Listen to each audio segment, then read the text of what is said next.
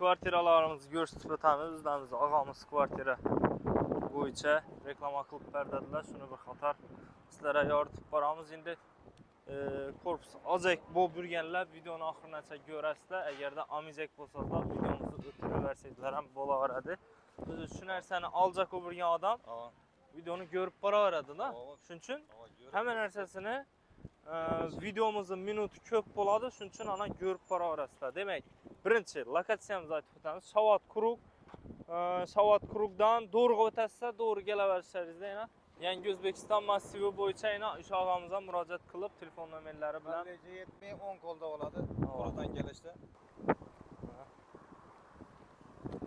Bir kanal yo'q. Yo'q, bir kanal yo'q. 2 va 3 kanali bor.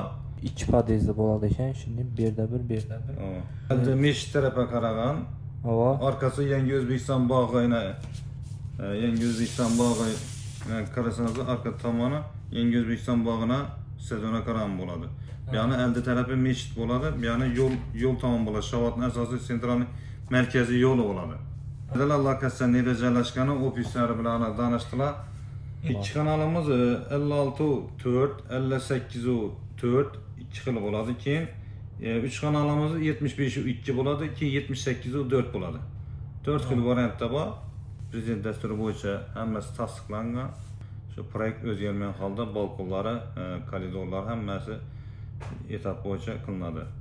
Birinchi qavatdan 5-qavatdan bo'lgan kvadrati 4,5 milliondan 5 million odam baholanib turibdi.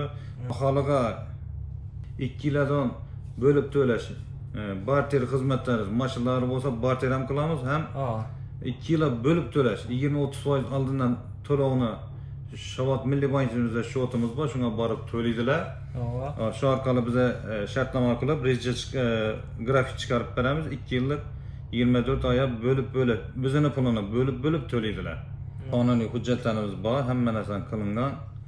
Prezident dasturi bo'yicha 2 yil berilgan, lekin biza bu yil xudo xolasa shu dekabr oyidan qurilishni bitkazib